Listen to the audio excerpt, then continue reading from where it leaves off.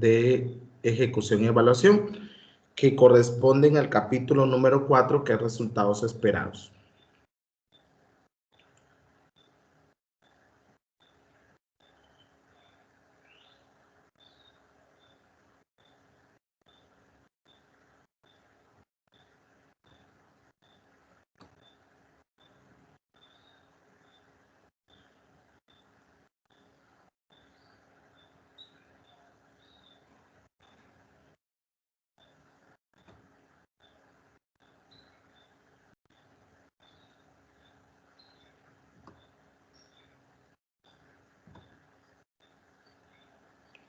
Bueno.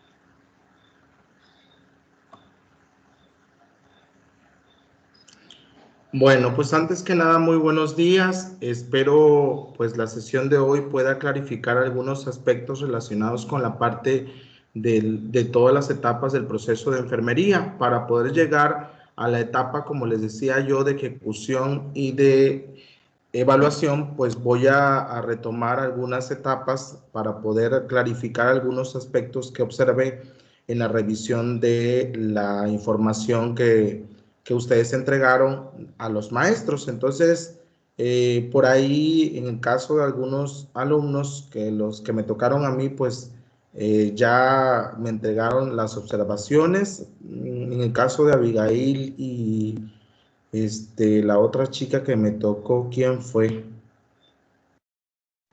No recuerdo quién fue la otra, pero la única que me queda pendiente era Guadalupe Palma, que tengo ahí algunas observaciones que debo entregárselas hoy o mañana temprano.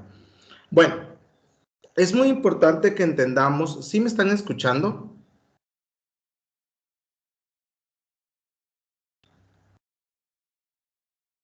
Chicos, ¿sí me están escuchando? Sí, maestra, sí se escucha. Ok. Tenemos que entender que el proceso de enfermería pues es el método científico que nosotros aplicamos a las ciencias del cuidado, que en este caso específicamente a la enfermería. Entonces, este proceso, al ser el método científico, no cambia, independientemente de quién o qué sea o quiénes sean la teórica que nosotros utilicemos para poder plasmar nuestro proceso. Sin embargo, tenemos claro que en el caso del modelo de adaptación de Roy, ella plasma esas etapas con algunos nombres distintos y otros de alguna manera suma o divide más bien una etapa en dos, ¿no? Entonces, vamos a ver de manera general el proceso de enfermería y sus etapas. Vamos a ver nuevamente valoración de comportamientos, valoración de estímulos, diagnóstico de enfermería, cómo se hace el establecimiento de metas, porque sigo observando en los que revisé que no saben redactar una meta. Y en el caso de la intervención, que esta es la fase que Roy la conoce como intervención, pero en realidad es la fase de ejecución, ¿no? Y la parte de evaluación, que en este caso, pues es la última etapa del proceso de enfermería. Bueno, la idea en este día es que ustedes puedan aprender a aplicar correctamente el proceso de enfermería bajo el modelo de Roy.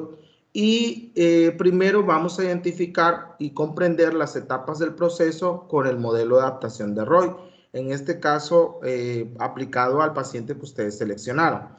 ¿Qué necesitamos entender? Como ya les había comentado, que las etapas del proceso de enfermería pues son 6 etapas. En el caso del modelo de Roy, maneja 6 etapas del proceso de enfermería. Sin embargo, son las mismas 5, solo que separó en 2 la parte de valoración. Entonces, la primera fase la llamó valoración de comportamientos, que en este caso habla de las conductas adaptativas e ineficaces que la persona tiene y que nosotros tenemos que valorar.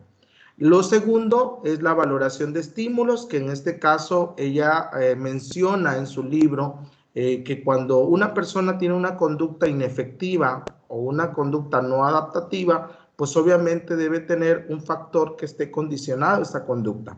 En este caso, ella nombró a esos factores como estímulos.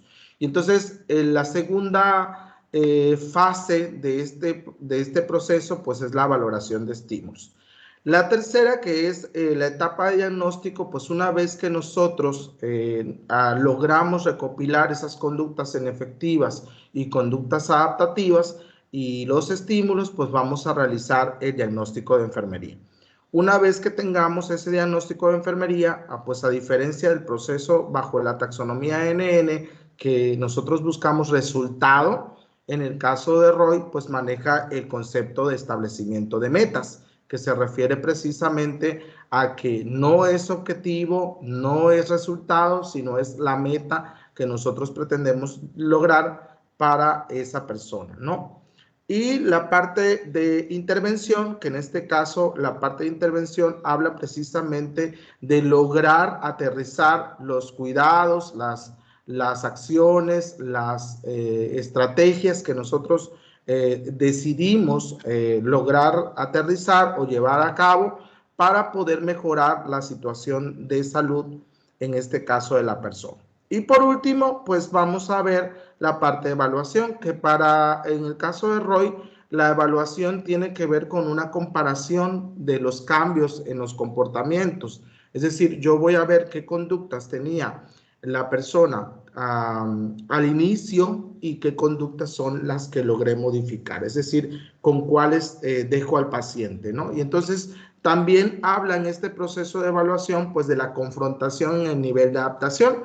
Es decir, yo voy a plasmar en este proceso de evaluación si el nivel de adaptación lo encontré comprometido, pues bueno, ¿cuál fue el nivel a donde logré llevarlo? Si fue compensatorio o si fue a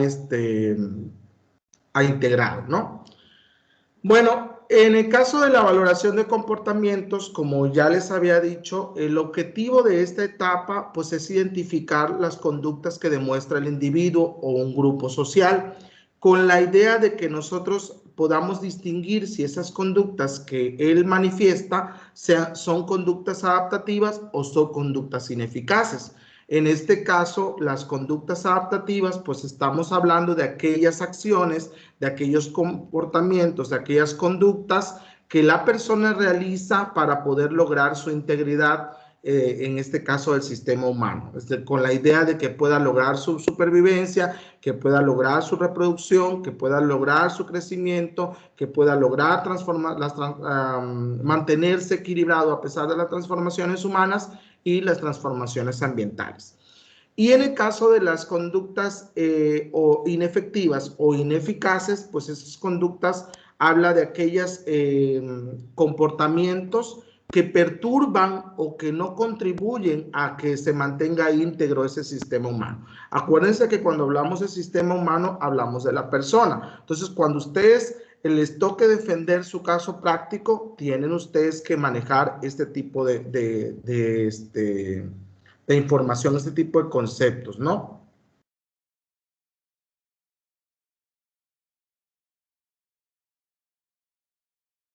En el caso de la valoración de comportamientos, pues cuando hablamos de esta valoración, pues vamos nosotros a poder valorar la conducta, y esa conducta puede ser de dos maneras. Puede ser una conducta observable o puede ser una conducta no observable. Es decir, puede ser una conducta que yo pueda mirar a simple vista, o que yo pueda medir, o que yo pueda palpar, o que sea tangible el comportamiento.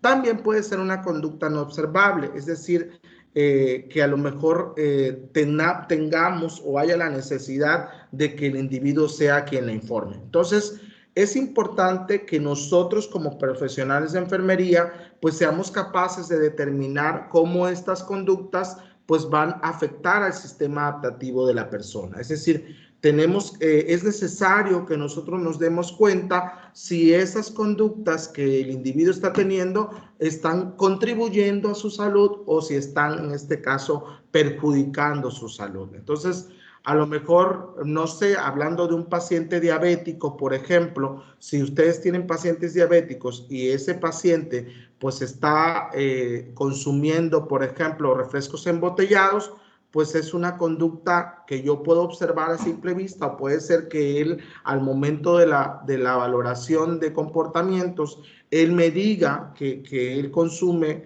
refrescos embotellados, y entonces estamos hablando de una conducta que puede ser observable si yo lo estoy viendo al momento que estoy valorando que lo que está tomando es Coca-Cola, y o bien puede ser que él me lo exprese, ¿no? Entonces, cualquiera de las dos formas, de todos modos, es una conducta. Ahora, ¿qué tipo de conducta es el hecho de que yo como diabético consuma refrescos embotellados? ¿Es una conducta inefectiva o es una conducta adaptativa?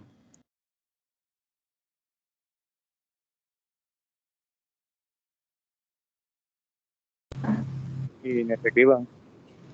¿Cómo?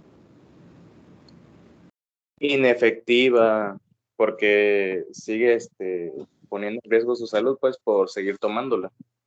Claro, así es. Todo lo que ustedes observen que no contribuye a la salud de la persona, entonces, o en otras palabras, a la integridad del sistema, pues entonces se considera como una conducta inefectiva. Yo les comentaba la vez anterior que es más importante cuando yo en la guía de organización de datos, yo plasmo las conductas inefectivas que las conductas adaptativas. ¿Cuándo puedo plasmar yo las conductas adaptativas? Cuando considero que él está haciendo conductas que son adaptativas, pero que yo requiero potencializar esas conductas. Es decir, de quiero afianzar más la conducta. Entonces, en ese caso, pues yo hago un diagnóstico de promoción de la salud, y entonces puedo propiciar que esa conducta se apegue más al individuo, ¿no? Entonces, es muy importante que ustedes lo tengan en cuenta esa parte, ¿no? En el caso de las conductas observables, pues pueden ser desde la presión arterial, desde la frecuencia cardíaca, la escala del dolor, incluso posoperado de una amputación. Esas conductas son observables, ¿no?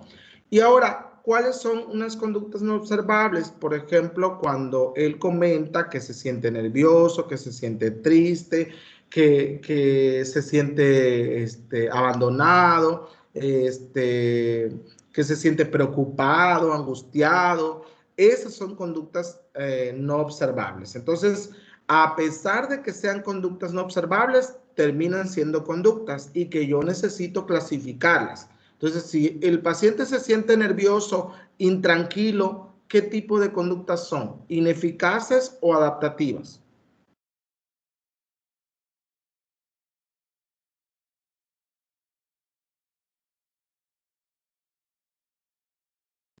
Sería adaptativas, maestro, porque como usted dice, pues, se trata de potencializar esa parte, ¿no? Si yo me siento nervioso, intranquilo, es una conducta adaptativa. Bueno, yo en ese caso, lo que haría yo, pues, sería implementar intervenciones que ayuden pues, a contrarrestar esa parte, ¿no? Y fortalecerla más que nada. Por eso, eres Luis, ¿verdad? Sí, maestro. Ah, ok.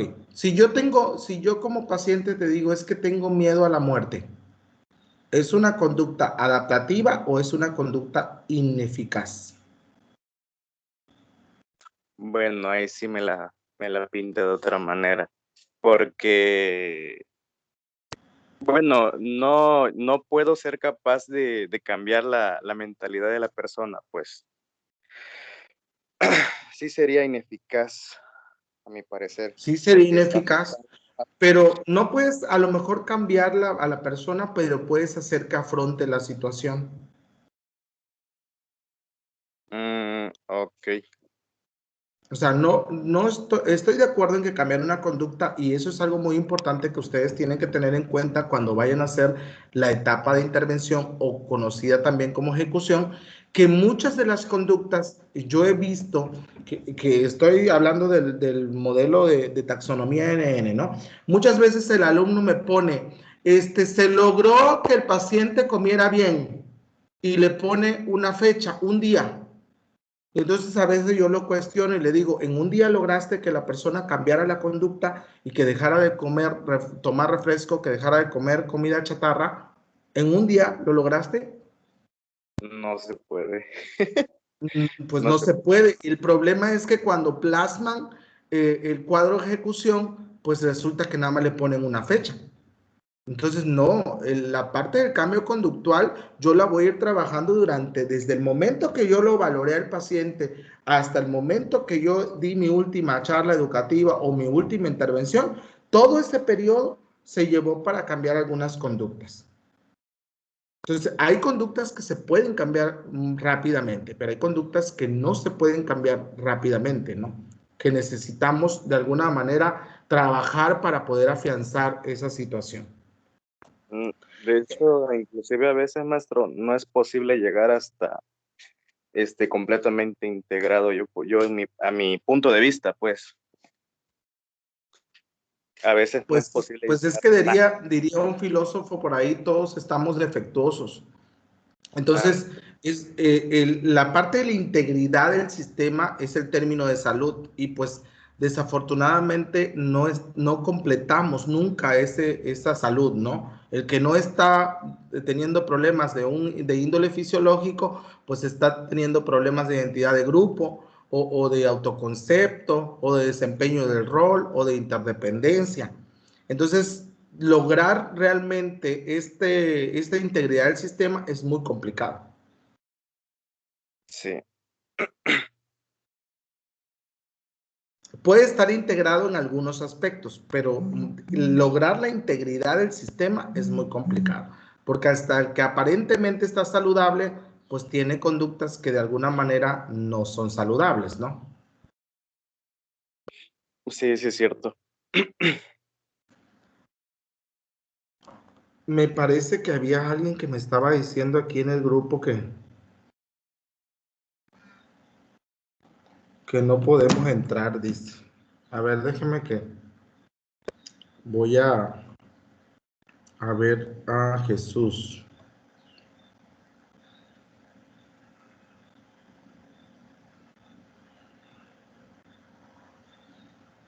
Pues ya acepté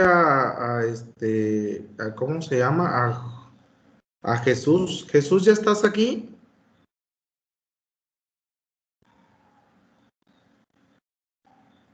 Jesús,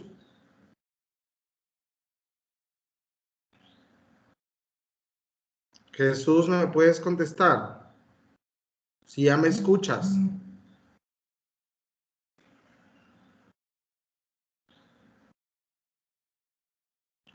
No escucho, o no. ¿Me escuchan los demás? ¿O es solamente Jesús el que no me escucha? Yo sí lo escucho. Jesús, ¿me puedes decir por favor si me escucha?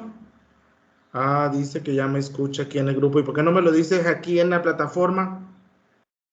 Lupita, díganle si a Lupita si va a entrar, si puede. Lo que pasa es que luego como entran un ratito y luego se vuelven a salir, eso me dificulta un poco eh, porque tengo que quitar la presentación y volverla a colocar y esas cosas, ¿no? Por eso generalmente la pongo en modo presentación, pero ahorita vi que tuvo problemas para cargar. Ayer no presenté ningún problema en mi clase de doctorado y veo que ahora sí, sí presenta problemas. Vamos a ver si ya se puso un poco más rápido, ¿no?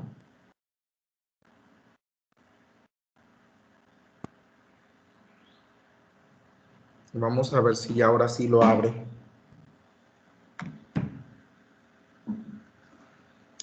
Bueno, le comentaba, es muy importante que ustedes tengan en cuenta cómo observar una conducta adaptativa y una conducta ineficaz, porque desde la conducta ustedes tienen problemas para poder diferenciar una conducta adaptativa de una conducta ineficaz.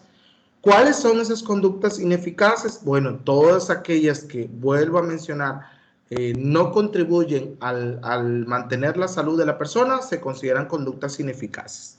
Entonces, y todos, por ejemplo, si tiene malos hábitos alimenticios, si no elimina correctamente la cantidad suficiente de orina, o si presenta alguna alteración de la eliminación urinaria o la eliminación fecal, si tiene un problema de oxigenación, si tiene algún tipo de problemas o de situaciones que pudieran estar ocasionando que pues él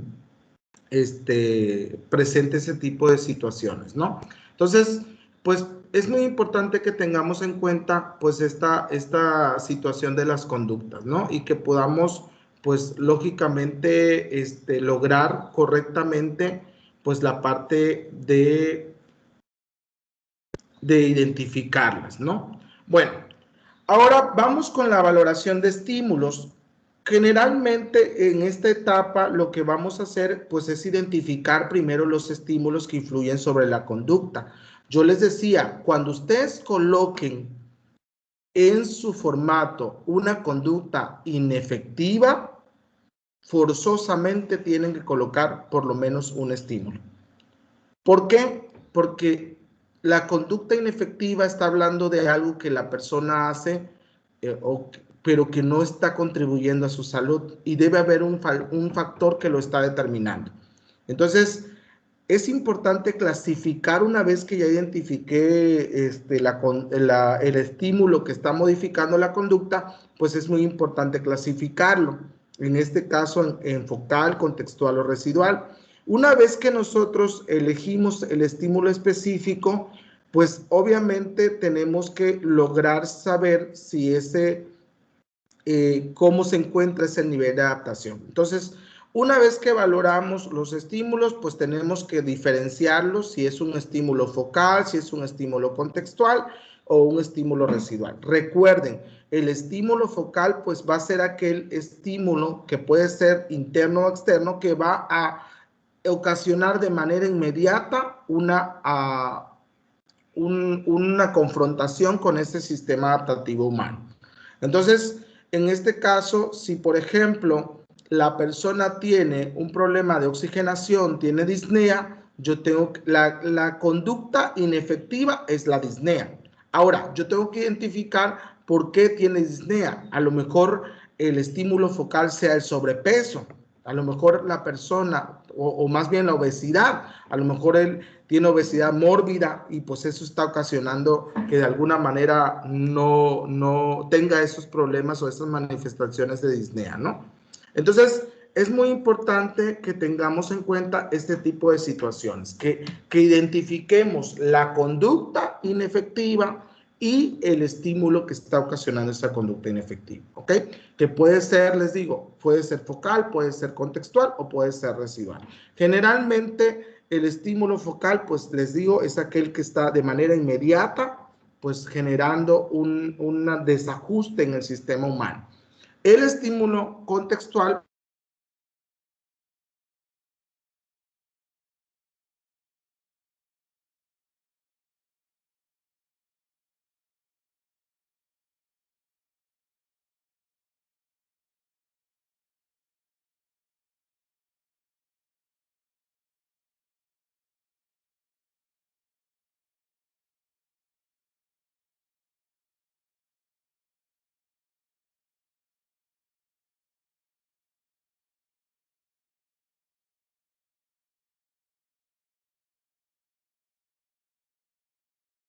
disculpen, es que se fue mi internet. ¿Ya siguen viendo ustedes en la pantalla la diapositiva? Sí, maestro. Ok. Entonces le comentaba que el estímulo focal pues va a ser aquel que va a afectar directamente el sistema humano y el estímulo contextual pues va a ser aquel que va a actuar sobre el estímulo focal. Ojo, el estímulo contextual no actúa directamente sobre el sistema humano, actúa sobre el estímulo focal y entonces ese estímulo focal pues va a tener efectos sobre el sistema humano. Vamos a poner un ejemplo. Vamos a suponer, por ejemplo, que yo llego con una herida a urgencias, ¿no? Y que de alguna manera, cuando una persona llega con una herida y tiene hemorragia, ¿cuáles serían las conductas ineficaces que ustedes observan?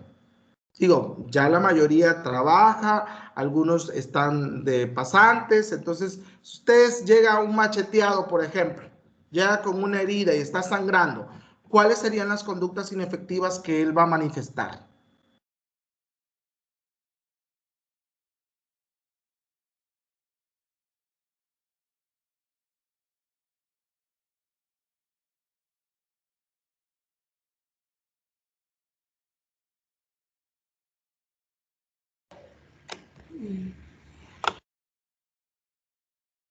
¿Nadie?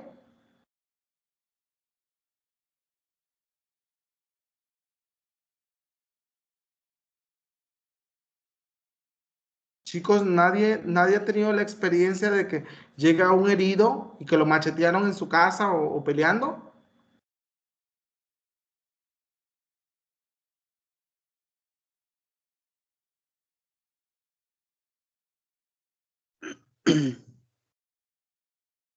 Chicos, contesten por favor. Esto ya me lo habían dicho los maestros que ustedes no participan. Entonces, si no participan, no tiene ningún caso porque no socializamos.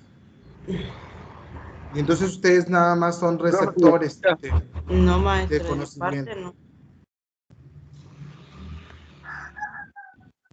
Profe, Sí, dime, Gerardo. yo considero que pues primero sería el estímulo, perdón, la conducta ineficaz sería el sangrado, el dolor y puede ser que tenga preocupación.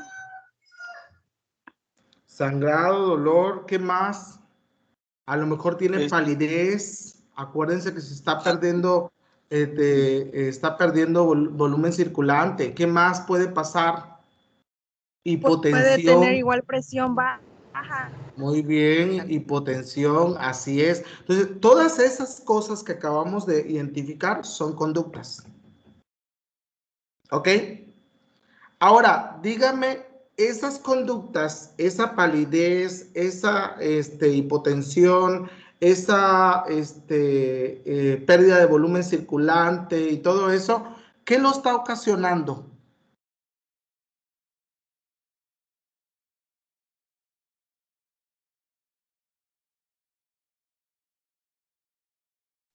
¿Qué ocasiona el todo esto? machetazo que le hayan El mismo sangrado que...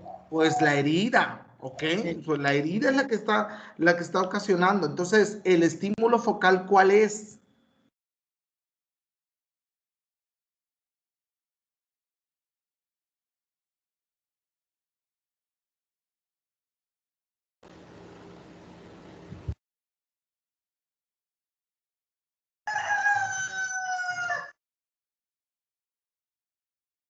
¿Cuál sería el estímulo focal?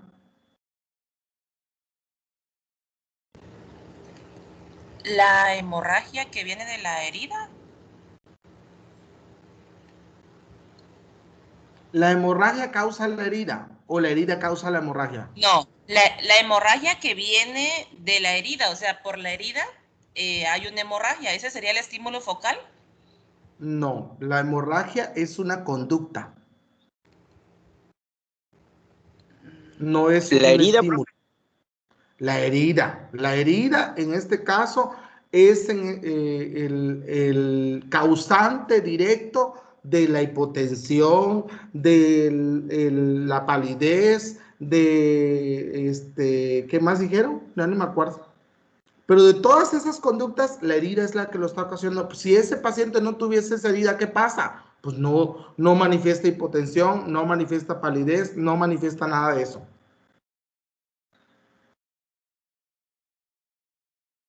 Ahora, ¿cuál sería un estímulo contextual? ¿Qué pudiera hacer que el paciente sangrara más? Que tuviera problemas de plaquetas. Es que no me acuerdo cómo se llama eso, pero de los que se Plaquetopenia. desangran rápido. Ándele. ¿Qué otra cosa?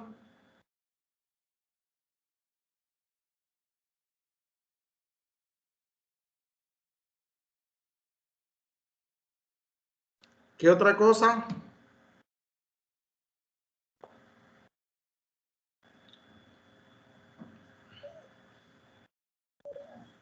Que tenga hemofilia, por ejemplo. Ese puede ser un estímulo contextual. O incluso pudiera convertirse en un estímulo focal siempre y cuando valoremos las condiciones del paciente. También es muy importante que tengan en cuenta que no es necesario, muchachos, ojo, no es necesario colocar los 3 estímulos, porque veo que a veces se rompen la cabeza ahí colocándole el focal, contextual y residual. Ojo, no siempre, no es una regla que tengan que estar los 3 estímulos presentes. ¿Ok? No es una regla. Si está presente, se señala, pero si no está presente, no hay ninguna regla que diga que es obligatorio que yo coloque los 3 estímulos.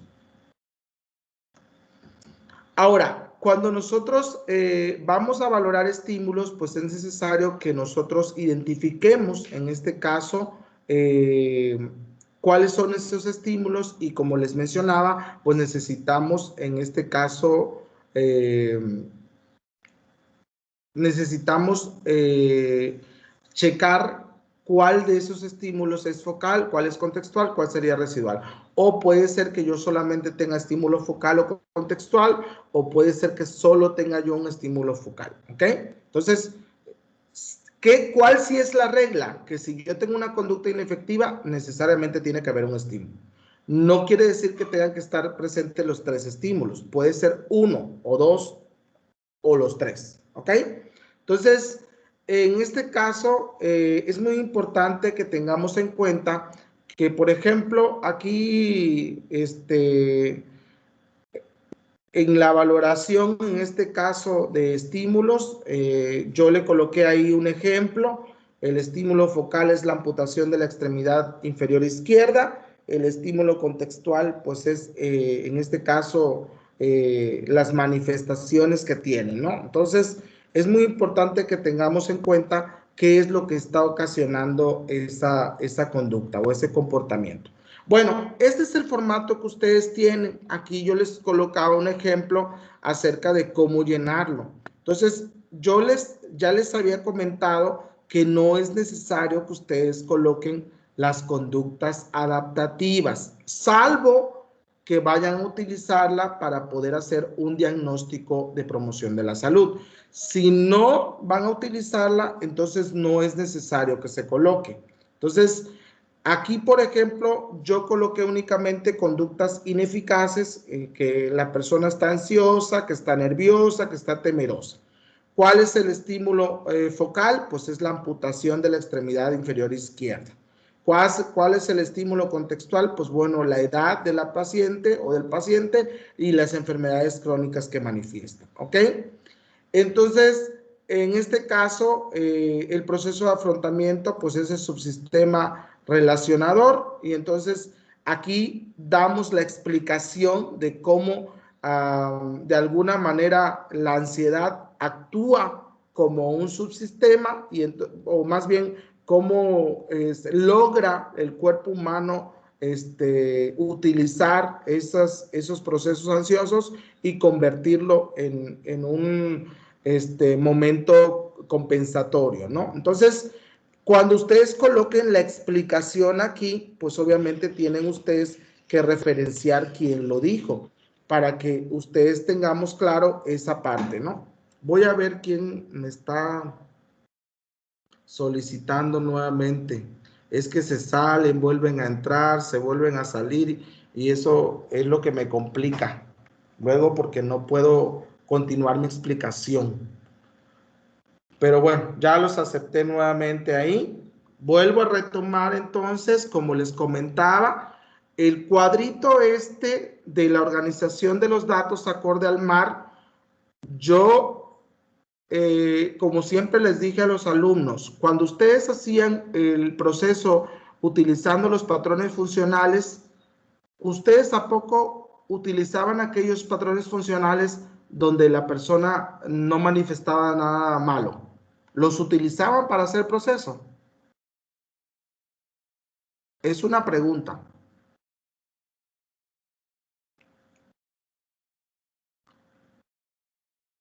Cuando en un patrón funcional estaba todo bien, ¿le hacían ustedes o lo colocaban en la guía? Bueno, maestro, yo de mi parte a veces, no siempre. Ok. ¿Alguien más? Sí, maestro, yo recuerdo que se ponía en la redacción. En la redacción se ponía todo, estuviera malo o bueno, y ya de ahí solamente en la tabla se ponía lo que estaba mal. Pues es lo mismo que hacen aquí. Aquí ustedes solo van a poner conductas ineficaces. Vuelvo a repetirles, solo coloquen conductas adaptativas si esa conducta necesitan potencializarla y van a terminar haciéndole un diagnóstico de promoción de la salud. Si no lo van a hacer, entonces no tiene caso colocar la conducta adaptativa, porque eso está bien en la persona. ¿Qué deben colocar aquí donde dice conductas? Conductas ineficaces, de preferencia. Ahora, si su paciente está todo bien, como les decía yo a algunos de los que revisé, le digo, bueno, si tu paciente está todo bien, entonces, ¿cuál es la causa de que lo hayas usado? Ninguna, ¿no? Digo, si todo está bien, si todo está al 100, entonces no tiene caso utilizar ese paciente para un proceso, porque no me va a servir de nada, ¿ok? Entonces, colocan las conductas ineficaces, identifican los estímulos y luego colocan el proceso de afrontamiento y su explicación científica de cómo este proceso de afrontamiento pues permite compensar la parte de la ansiedad, el nivel de adaptación que en este caso lo manejamos como comprometido y la etiqueta diagnóstica, además de agregar la definición, ¿no? En este caso, pues solamente coloqué la etiqueta, ¿no? Hay que colocar también la definición. Ojo, aquí dice etiqueta diagnóstica. Si dijera diagnóstico de enfermería, entonces tiene que ser todos los componentes del diagnóstico, ¿ok? Porque ahí han tenido problemas. Hay gente que no lee y le piden etiqueta y le colocan el diagnóstico. Y luego le piden el diagnóstico y colocan la etiqueta. Entonces, hay que ser muy coherente en esa parte, ¿ok? ¿Hasta aquí vamos claros? ¿Hay alguna duda que me quieran preguntar?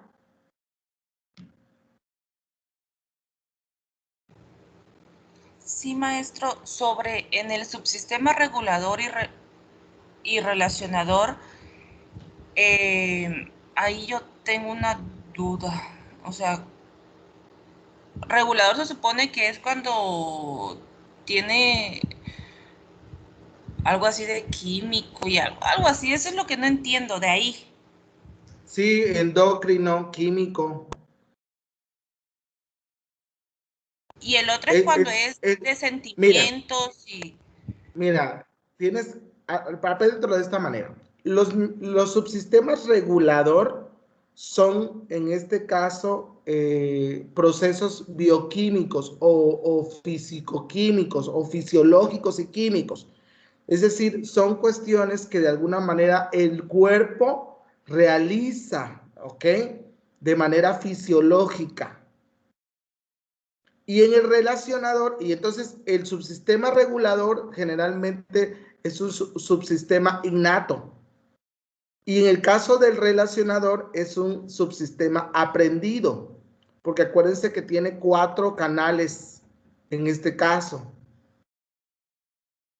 Tiene procesamiento de la información, el aprendizaje, por ejemplo. Entonces, si el proceso de afrontamiento que utiliza esta persona que tiene una conducta adaptativa, pues es el relacionador, pues entonces está diciendo que él aprendió que durante episodios que tuvo en algún momento de crisis, pues aprendió a hacer estrategias o debe aprender a desarrollar estrategias para reducir esa ansiedad.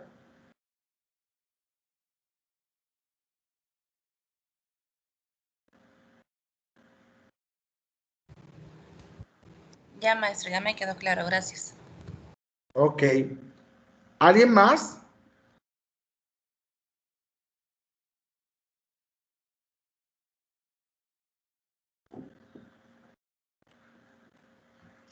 ¿Nadie más? Bueno, en la etapa de diagnóstico de enfermería, que esto ya lo hizo la maestra Janet, pero voy a recordarles que el diagnóstico de enfermería, pues obviamente se crea a partir del uso de datos que nosotros obtenemos, y esos datos en los que nos vamos a fijar van a ser los estímulos, tanto internos como externos. Entonces, los diagnósticos deben responder a una necesidad humana, y la necesidad humana pues obviamente está manifestada por esos estímulos que nosotros estamos plasmando, ¿no? Acuérdense que los signos y síntomas en el formato PES, que es problema, etiología, signos y síntomas, o también conocidos por la NANDA como características definitorias, pues esas características definitorias son las conductas, ¿ok? Y en el caso de los factores relacionados, pues están precisamente estos estímulos que serían los factores que están creando o están manifestando una necesidad humana. Entonces, cuando hablamos de un diagnóstico de enfermería, pues según Roy, es un proceso de juicio que nosotros logramos hacer a partir del estado de adaptación que tiene la persona. Entonces, aquí es importante que nosotros utilicemos el pensamiento crítico para poder identificar cuáles son esas manifestaciones, características definitorias, que en el caso de Roy las define como conductas, y en este caso los factores relacionados, que serían precisamente los estímulos. Por ejemplo, si yo hago un diagnóstico de riesgo de infección, por ejemplo, entonces esa es una necesidad o una respuesta humana, el riesgo de infección. Ahora, ¿cuál es el factor relacionado? Pues esos estímulos que yo coloqué se supone que deben de ser los factores que están ocasionando su riesgo de infección, ¿ok? Entonces, ahí es muy importante que nosotros tengamos en cuenta esos aspectos, ¿no? Entonces, en el caso del diagnóstico, pues siempre va a ser una declaración sobre el estado del paciente. El modelo de adaptación de Roy utiliza la NANDA como una tipología para poder hacer estos diagnósticos adaptativos o ineficaces, en este caso de los 4 modos adaptativos. Y también es importante que tengamos en cuenta que la estructura, pues la estructura ya ustedes la vieron. Yo aquí tienen ustedes del diagnóstico que les mostré en el formato 1, que es el formato organización de datos.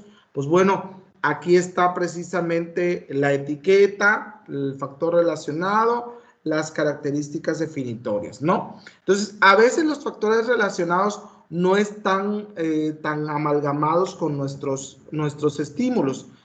Hay que tratar de utilizar aquellos factores relacionados que de alguna manera tienen que ver con esos estímulos. Por ejemplo, si ustedes recuerdan, en el formato anterior de organización de datos, el estímulo focal era la amputación, y en el caso del estímulo contextual, pues eran las enfermedades.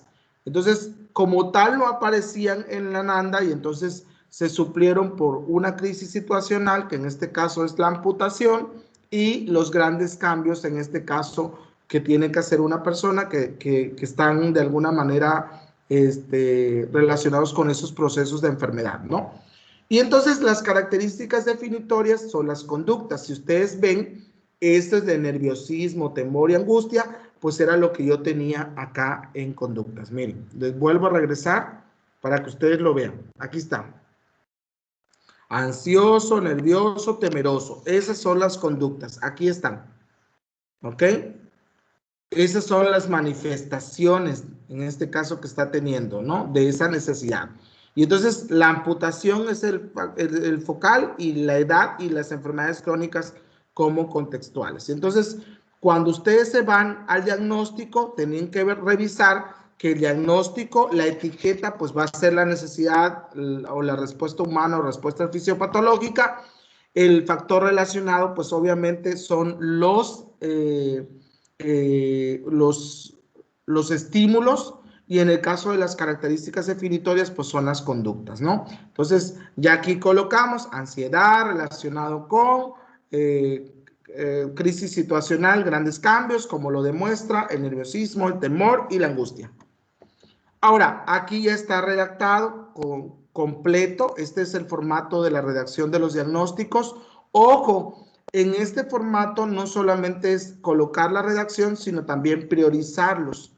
Entonces, ya que ustedes, acuérdense que generalmente en primera instancia se van a atender todas aquellas situaciones que amenazan la vida del sujeto. Es decir, vamos a enfocarnos a crisis psicológicas, a aspectos psicológicos como la parte del autoconcepto, la parte de esa índole, y la parte de la adaptación fisiológica, que es el modo fisiológico, ¿no? Entonces, ahí hay que tener en cuenta que dentro de esos dos modos pueden estar, pues, aquellos diagnósticos que requieren ser atendidos de forma inmediata, ¿no? Bueno, no sé si hay alguna duda de aquí.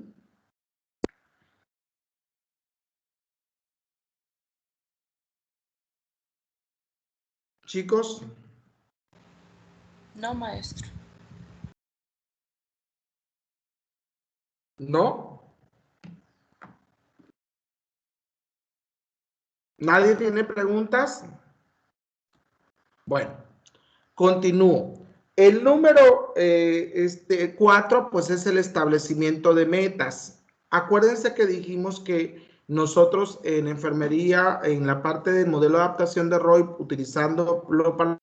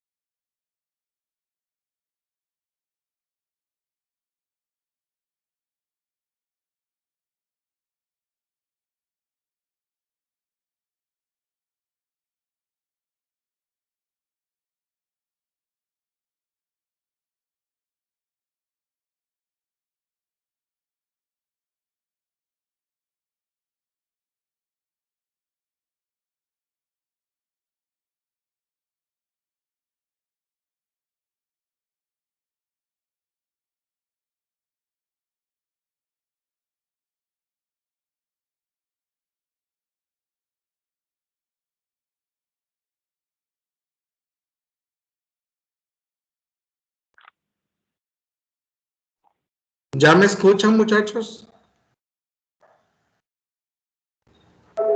Ya, maestro. Sí, es que de repente como que se fue la señal aquí y volvió a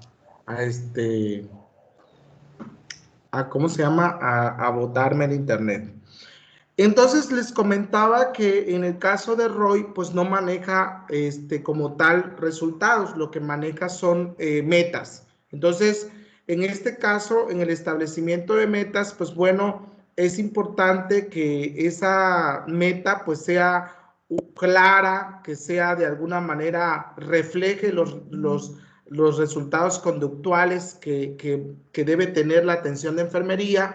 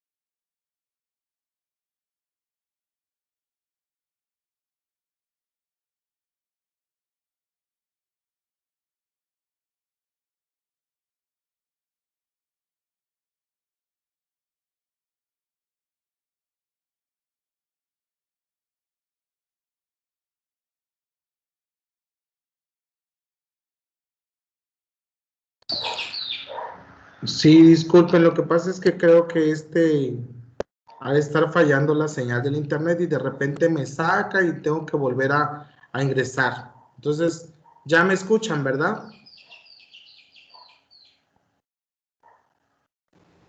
Chicos. Ya, maestro.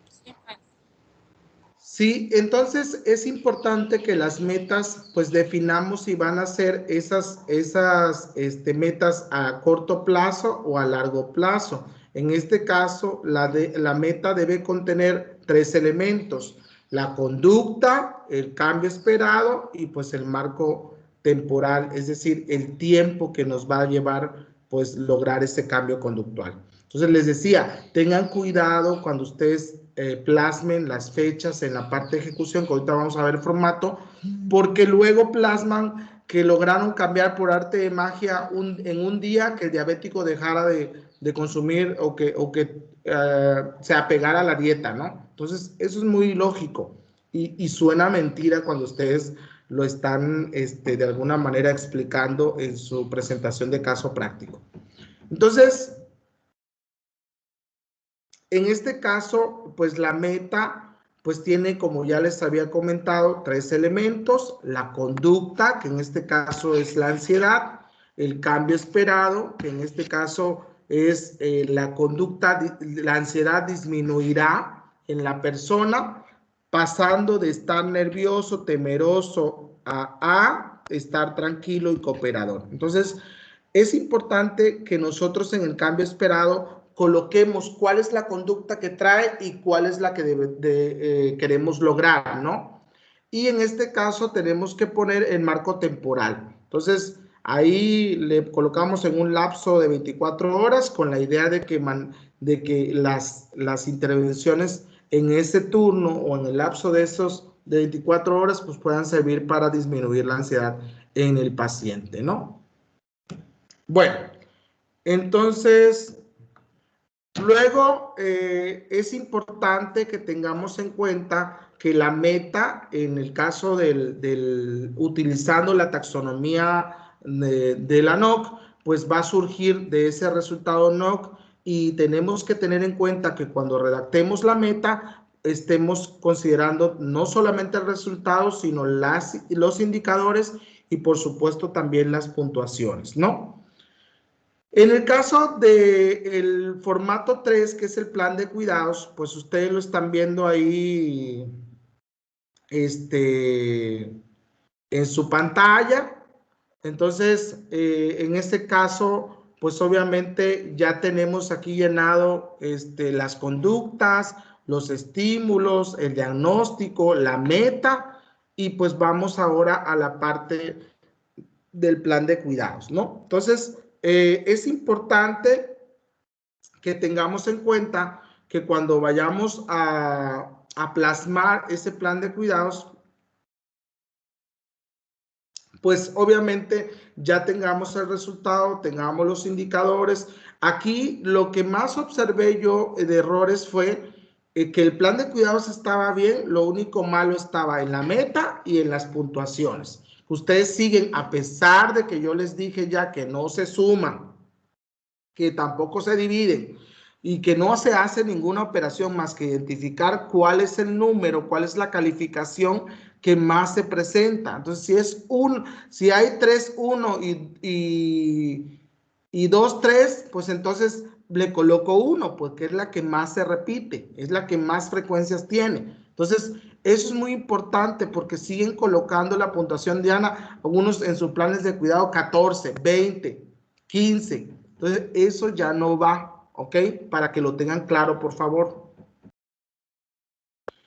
Y bueno, llegamos a la parte de la intervención. Cuando hablamos de la intervención, en este caso, pues la enfermera va a determinar la mejor manera en que nosotros podamos ayudar al individuo a alcanzar esas metas. En este caso, pues debe alcanzar, en este caso, esa modificación de la conducta, debe incorporar, en este caso, pues el fundamento de la intervención también. Y ustedes aquí tienen el llenado, un ejemplo del llenado del formato. En este caso, por ejemplo, está en la parte verde, está separado en dos, que son las conductas y los estímulos. Luego viene el diagnóstico, que está en verde agua, la meta, que está en azul, y luego viene la parte de la NOC, que tenemos aquí, en este caso, el resultado, que es autocontrol de la ansiedad. Y pues los indicadores que seleccioné fueron monitorizar la intensidad de la ansiedad, identificar los factores que desencadenan la ansiedad, planificar estrategias que puedan superar efectivamente la presencia de la ansiedad y la ausencia de manifestaciones de la conducta de la ansiedad. Entonces, en este caso, pues la puntuación es 1 en todos los indicadores. Por lo tanto, la puntuación Diana previa a la intervención es 1, es decir, nunca demostrado. Y por lo tanto, pues el nivel de adaptación está comprometido, ¿no? En el caso de posterior, la evaluación posterior a la intervención, pues bueno, en este caso,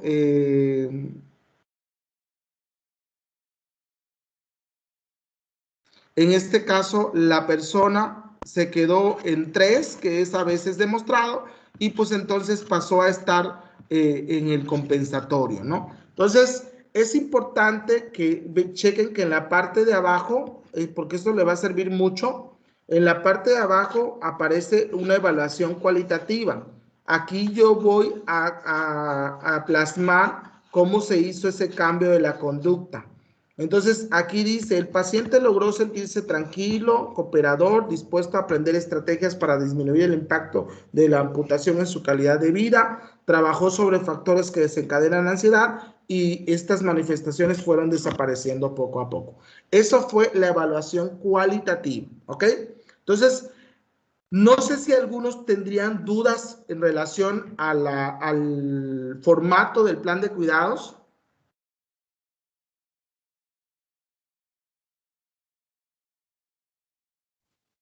Maestro, yo solamente tengo una duda en la parte de la evaluación del NOC. Por ejemplo, ya ve que algunos resultados aparecen en la escala de medición. Por ejemplo, así voy a tomar el ejemplo que usted tiene ahí, nunca demostrado. Y hay otra parte que también menciona, por ejemplo, grave, sustancial y así. Si en dado caso nosotros colocamos algunos indicadores de cada escala de medición en la parte de la puntuación Diana, ¿cómo se pondría ahí?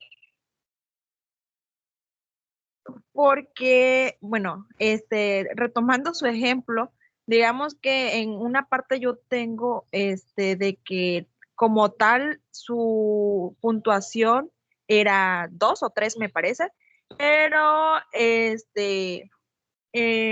abarcaba también la parte de raramente demostrado o la de sustancial y así. O sea, ¿cuál de las dos se tomaría como tal? No sé si me explico. Ahora sí que no te entendí.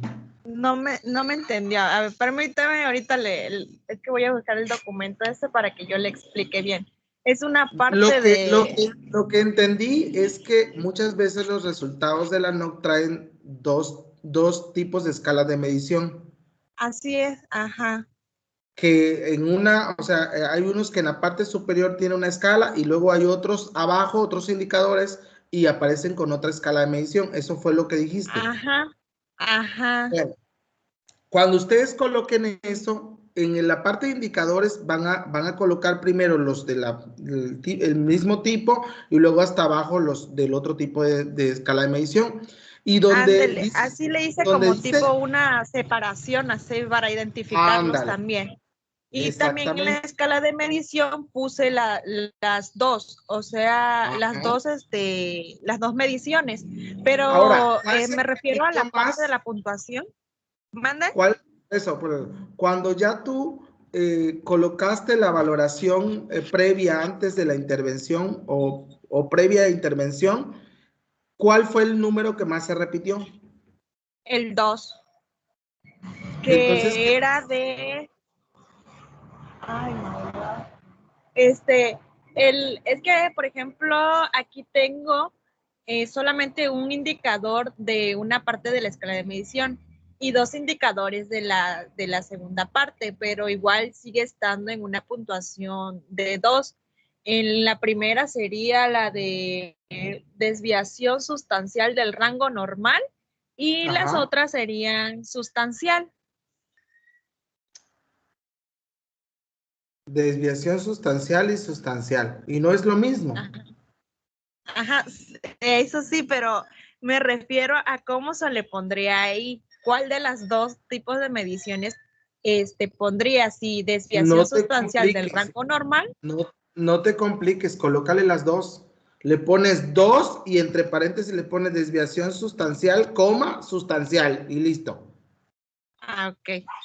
Sí, porque es que también me hicieron esa observación, pero pues yo trataba de explicar, pero me seguían diciendo otra cosa y pues... No hay ningún problema porque voy a hacer, de todos modos tiene una desviación sustancial del como tal en ese resultado, ¿no? Ok, maestro. Sí, solamente era eso. Gracias. Ok, gracias. ¿Alguien más?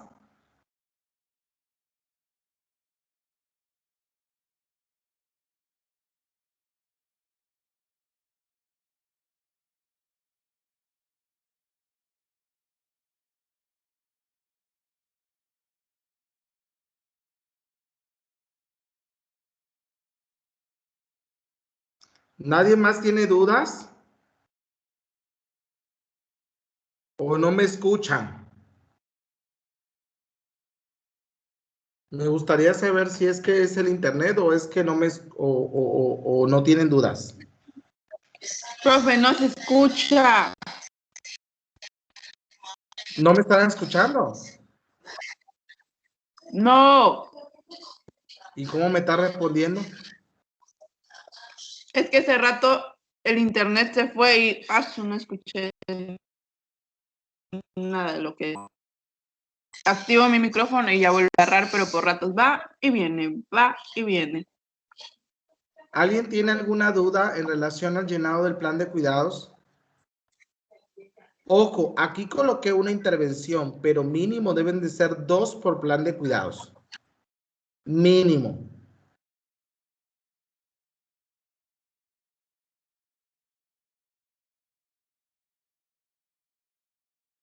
¿No hay dudas? Díganme sí o no para que yo siga. No, maestro. Bueno, Y llegamos entonces a la parte del capítulo 4 de resultados esperados, que en este caso este va a ser el apartado del capítulo 4, que se llama así de acuerdo con los lineamientos del reglamento de titulación, el trabajo recepcional para caso práctico debe estar marcado por capítulos. Entonces, la fase 5 del proceso de enfermería, que es la parte de intervención, pues obviamente aquí ustedes van a colocar esa parte de ejecución pues en la parte de los resultados esperados. Y entonces, para eso vamos a utilizar un formato como el que ustedes están viendo ahí en pantalla. No sé si lo alcanzan a ver. Sí, maestro. Bueno, para la parte de intervención, ejecución, aquí vamos a utilizar este formato que tiene el diagnóstico de enfermería, la meta que nosotros colocamos, la intervención y las actividades que estamos desarrollando. Y por último, vamos a colocar la fecha y la hora en la que nosotros ejecutamos esas intervenciones. Yo les decía, hay actividades que no se cumplen únicamente con un solo día. Por ejemplo, aquí dice mantener el contacto visual con el paciente. Pues este contacto visual lo mantuvo la persona toda la intervención. Es decir, desde que llegó a valorar al paciente hasta que terminó con ese paciente su proceso.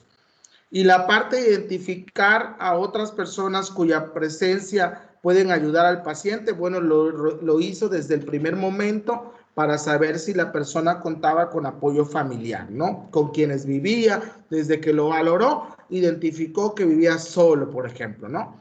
Y en el caso de sentarse y hablar con el paciente, pues bueno, eso lo hizo durante todo el proceso de intervención. Y por último, instruir al paciente sobre métodos que disminuyen la ansiedad, pues bueno, también lo hizo durante todo el proceso que estuvo cuidando al paciente, ¿no? O que estuvo apoyando al paciente. Ojo, es muy importante que tomen en cuenta las actividades. Muchas veces en los planes de cuidado plasmamos actividades solo por plasmarla y no tenemos evidencia de esa actividad.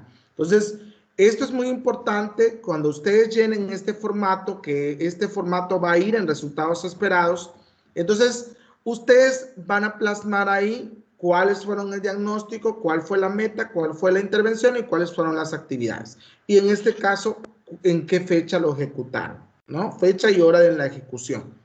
¿Por qué? Porque este cuadro les va a servir para la parte de evaluación, que cuando hablamos en este caso de la evaluación, pues yo estoy diciendo que la meta fue que la ansiedad iba a disminuir. Entonces, aquí tenemos que evaluar la eficacia de las intervenciones y en este caso, las metas de enfermería si lograron de alguna manera servir para la ejecución del cliente, ¿no? Entonces aquí la evaluación en cuanto a esto fue mejorar la autoconfianza y lograr las técnicas de relajación, ¿no? ¿Cómo vamos a plasmar la parte de evaluación en el capítulo de resultados esperados? Bueno, aquí les coloqué un ejemplo. Ojo, fíjense bien, cada figura representa una actividad de la intervención. Si ustedes se dan cuenta, donde dice figura 1, dice contacto visual con el paciente durante las sesiones. Figura 2 dice identificación de los sistemas de apoyo familiares. Y entonces acá abajo la redacción dice, se logró que el paciente estableciera lazos de confianza con el personal de enfermería, además de identificar sus sistemas de apoyos y entrenarlos para promover la adaptación psicosocial en la persona y su familia, pasando de un nivel de adaptación comprometido a un nivel compensatorio. Si se dan cuenta, yo les mencionaba hace un rato que la evaluación incluye cuáles son las conductas, pero también, o los cambios en la conducta, pero también incluye la parte de los cambios en el nivel de adaptación. Entonces, cuando ustedes vayan a mostrar, por ejemplo, vuelvo hacia atrás, aquí en el capítulo 4, resultados esperados, en el apartado de intervención, ustedes, en este caso yo planteé 4 actividades, ¿Ok?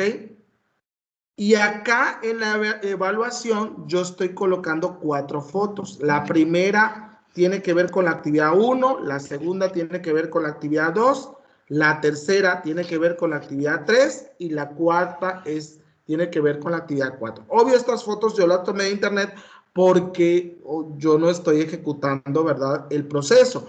Pero ustedes que sí están ejecutando el proceso, pues entonces lo que van a hacer para este apartado de resultados esperados, van a colocar ustedes la figura 1 o en este caso figura 3, establecer lazos de confianza con el paciente, y la figura 4 que dice métodos que disminuyen la ansiedad. Entonces aquí yo plasmé, por ejemplo, que se logró que la paciente y la enfermera establecieran comunicación y utilizaran métodos de disminución de la ansiedad, como habilitar el entorno, técnicas de relajación, ejercicios respiratorios, meditación y relajación muscular progresiva, pasando de un nivel de adaptación comprometido a compensatorio. ¿Ok?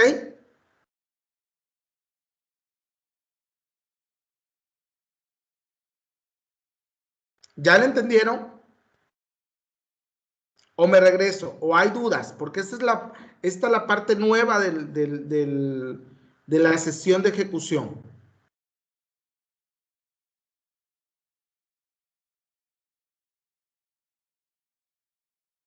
Yo sí entendí, maestro. Maestro, vamos a poner así como aquí la actividad y arriba la foto de donde hicimos esa actividad, ¿no? Y luego Sí. describir en lo que se logró ¿Cuáles con la fueron los paciente. cambios? Ah, ok. Así con todas las actividades. Sí, por eso les decía que tengan cuidado, porque a veces solo por rellenar un plan de cuidados metemos todas las actividades. Y entonces cuando ustedes se ejecuten, ustedes de una vez dense cuenta cuáles actividades las colocaron únicamente porque consideraron que la iban a realizar, pero al final no se pudo. Entonces, si no la ejecutaron, pues la quitan del plan de cuidados y por lo tanto no muestran la evidencia en la parte de resultados esperados. ¿Sí me explico? Sí, sí, sí. Y por ejemplo, aquí no se le pone el diagnóstico que usamos y después las actividades encargadas de ese diagnóstico, o nada más las puras actividades y la foto. ¿Cómo? Repíteme la pregunta. Porque aquí veo, en esta imagen veo que solamente están las actividades. Ajá. Yo preguntaba si no se colocaba al menos el diagnóstico con las que luego sacamos las actividades que vamos a colocar. O sea, no ponemos el diagnóstico aquí como base y después las actividades y la foto, o nada más Pero las actividades. ¿para qué quieres el diagnóstico si ya el diagnóstico lo tienes en el plan de cuidados y en la ejecución también lo volviste a plasmar? Sí, no, os pregunto, pues, entonces las actividades en conjunto de de todo lo que hicimos, ¿no? Sí, ustedes obviamente lo tienen que ordenar. Si, por ejemplo, lo que pueden hacer en resultados esperados es colocar, por ejemplo, ya te entendí, que es colocar hacia el diagnóstico, luego la evidencia y luego la redacción. ¿A eso te refieres? Sí, sí, para no confundir actividades de varios cuidados, Sí, pues. de hecho, en el formato que les va a entregar la doctora la próxima semana, ahí viene específicamente cómo debe ir el capítulo. De ahí van a ver que el subtema del capítulo es, haz de cuenta, el diagnóstico, luego colocas la foto, la figura, o sea, el número de figura, especificando qué actividad es la que muestra, y luego la redacción. Lo que pasa es que Bueno. aquí, por cuestiones de presentación, no coloqué el diagnóstico. Ah, bueno. Sí, sí, me imaginaba así, para no confundirlas entre sí. Claro. ¿Alguien más?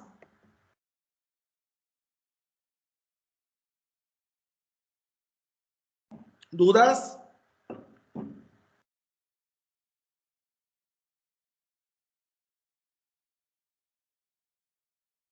Si alguno de los que están y no tienen acceso al micrófono tiene dudas, me la pueden mandar por WhatsApp, a través del grupo.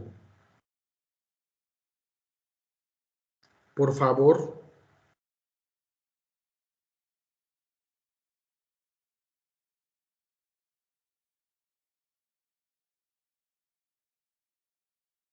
Nadie tiene dudas. Profe, usamos una redacción así simple como, por ejemplo, ponemos como el ejemplo que está aquí, se logró que la paciente y la enfermera establecieran, o por ejemplo, se logró que la paciente en conjunto con la familia y la enfermera, y colocamos ahí nada más todas las actividades que realizamos tal cual, y nada más colocamos en los niveles en el que estaban y en los niveles al que llegaron, ¿no? De adaptación. Claro. O sea, esas intervenciones que realizaste lograron el cambio del nivel de adaptación. Eso es el resultado esperado. Ese es el resultado. Haz de cuenta como cuando haces un trabajo de investigación que muestras las gráficas. Y ya ves que cuando muestras la gráfica redactas abajo. Sí. Pues es lo mismo. Aquí en lugar de gráficas estás colocando fotos donde tú realizaste tus actividades y abajo estás redactando a qué se refieren esas actividades. Sí. Ah, bueno, muy bien. Muy bien. ¿Alguien más?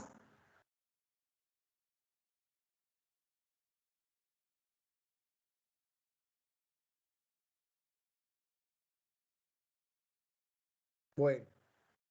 También en el caso del capítulo 5, pues bueno, yo aquí le coloqué un acercamiento a una conclusión para que ustedes vieran, en este caso, un ejemplo. Hay que poner conclusiones y sugerencias. En este caso, pues las conclusiones mínimo deben de ser 2 cuartillas, lo mismo que en el caso de las sugerencias es 1 cuartilla. Entonces, yo aquí puse solamente el diagnóstico que les mostré y le puse el proceso de enfermería con el enfoque del modelo de adaptación de Roy permite organizar sistemáticamente el cuidado, aportando conocimientos a la disciplina mediante la utilización del referente teórico. En referencia a los resultados de la ansiedad, la meta se logró mediante la disminución de la ansiedad en un tiempo de 72 horas. Acuérdense que yo arriba había planteado que eran en 24 horas. Pero aquí especifico que no pude lograrlo en 24, pero se logró en 72 horas, con lo cual la paciente desarrolló estrategias de afrontamiento utilizando el mecanismo regulador, que en este caso era relacionador, en el cual se establecieron procesos cognitivos a través del entrenamiento, donde la paciente pasó de estar nerviosa, temerosa y angustiada a mostrarse cooperadora, relajada, con una visión del tratamiento y con técnicas que le permitan en un futuro poder actuar ante crisis situacionales o evolutivas. Esto es en solo un diagnóstico, Y luego ya les puse las sugerencias y ya le coloqué aquí, de acuerdo con la experiencia en la implementación del modelo de adaptación de Roy en el proceso de enfermería, se sugiere lo siguiente: capacitar al personal de enfermería en el manejo del modelo a realizar sus planes de cuidados. Promover la adaptación fisiológica y psicosocial de la persona mediante la utilización de mecanismos de afrontamientos natos e innatos. Realizar intervenciones de enfermería que impacten el estado psicosocial y brindar herramientas a los familiares que les permita actuar ante situaciones de crisis situacionales o evolutivas que no desestabilicen el sistema humano. Ese es el capítulo número 5.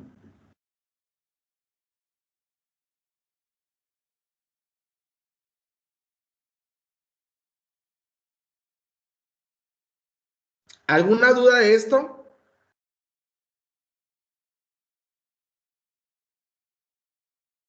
Las conclusiones deben ir en base a la aplicación del modelo en la paciente. Ojo.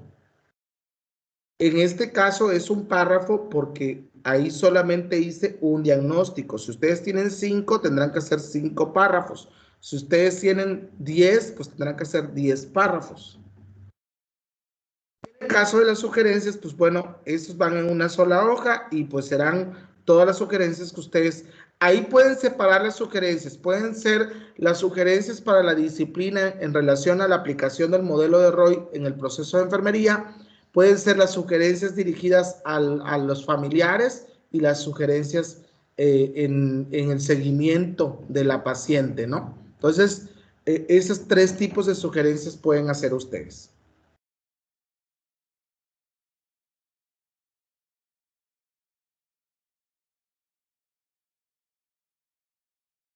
¿Alguna duda aquí? Ya este sería el final del trabajo, maestro, Sí. de la conclusión y sugerencias. El capítulo 5 es el último. Ah. Luego ya vendrían las referencias al estilo APA y luego los anexos, que en este caso anexos ya no va a llevar porque las fotos van dentro de los resultados esperados.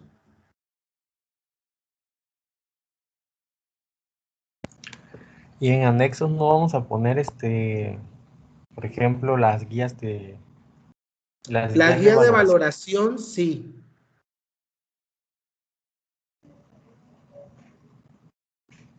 Ok. La guía de valoración, porque los planes de cuidado lo van a poner en la parte de planificación. Así que no tiene caso ponerlo en anexo. Ahí en anexo el formato dice que debe llevar, en este caso, la guía de valoración y debe llevar un glosario de términos.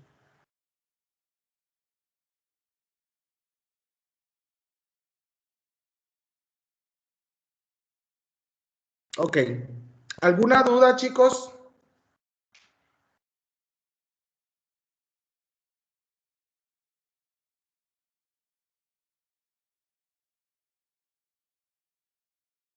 Bueno, y aquí una frase: la adaptación es un proceso inherente a la vida humana desde que nacemos hasta que morimos.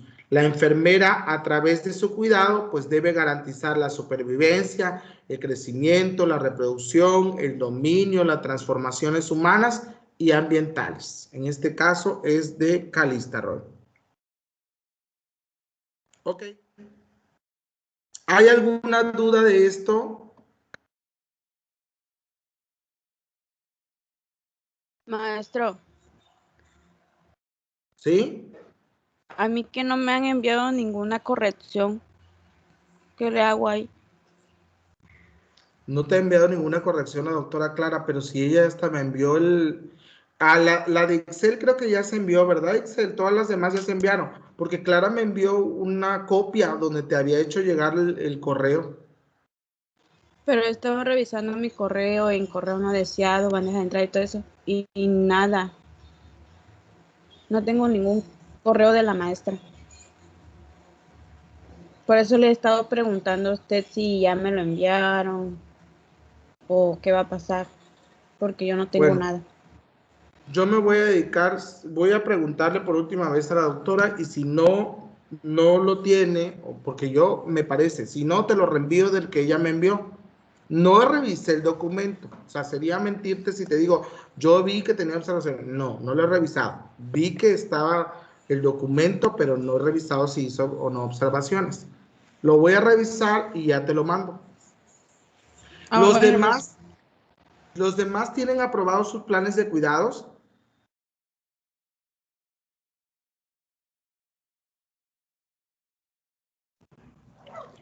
Profe, a mí, soy Yosafat. A mí el maestro Jairo me envió ya las correcciones, pero no sé si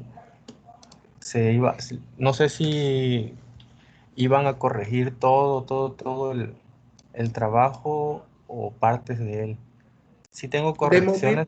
De momento la corrección era en los planes de cuidados, para que ustedes durante esta semana que viene puedan ejecutar las intervenciones y poder ir tomando la evidencia para ir fabricando, en este caso, el apartado, para que ya la próxima semana que vean a la doctora Marisol, ya puedan ustedes ir pegando en el formato que ella les va a dar del Word, les va a ir diciendo ahí ejemplos también del apartado y les va a ir colocando para que ustedes nada más vayan reemplazando la información.